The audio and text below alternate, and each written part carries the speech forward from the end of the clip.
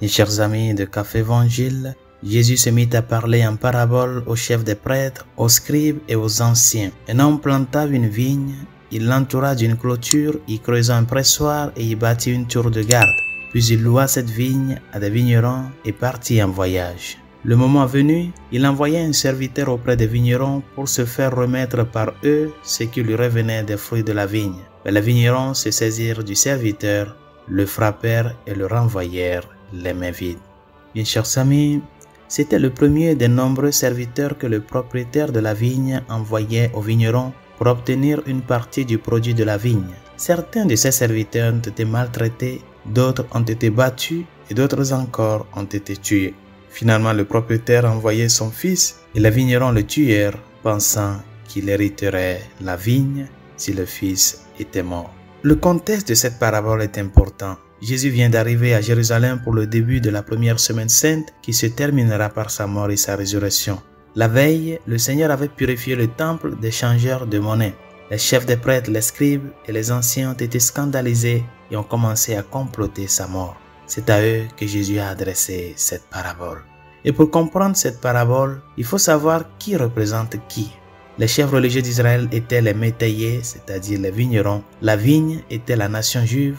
Dieu le Père était l'homme qui avait planté la vigne. Les nombreux serviteurs envoyés pour récolter les fruits étaient les prophètes d'autrefois. Et Jésus était le Fils bien-aimé qui avait été tué. La parabole se termine en disant que le propriétaire de la vigne, c'est-à-dire Dieu le Père, mettra à mort les locataires et donnera la vigne à d'autres. En d'autres termes, les scribes, les pharisiens, les chefs des prêtres et les anciens se verront bientôt retirer leur autorité religieuse qui sera donnée aux apôtres et à leurs successeurs. Et cette parabole nous présente donc un résumé de la manière dont l'Église s'est formée.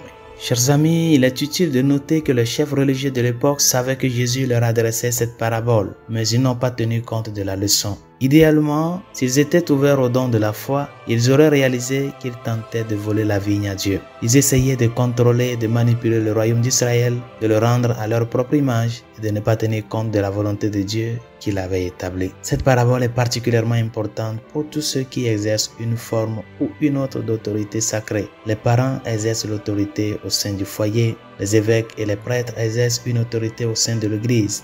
Et nous exerçons tous une certaine autorité spirituelle lorsque nous cherchons à remplir notre mission unique dans la vie. Et la leçon de cette parabole est simple.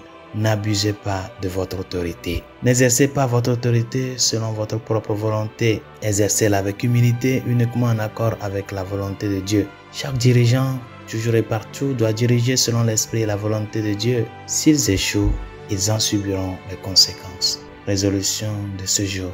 La parole du Seigneur est une parole d'autorité. Parce que celui qui nous dirige ces paroles est revêtu d'autorité.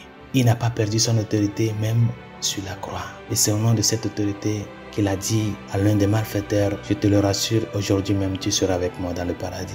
Il est le Dieu de l'autorité. Écoute son enseignement et apprends à écouter sa voix à travers ses ministres, successeurs des apôtres, dans l'humilité, la confiance et la sincérité. Et de là, agis dans l'autorité que Dieu t'a confiée. Agis dans cette autorité comme père, mère de famille pour le bien de tes enfants. Luttant pour que tout ce que tu transmets soit à la lumière de cette autorité divine du Christ. Bonne journée, Dieu vous bénisse.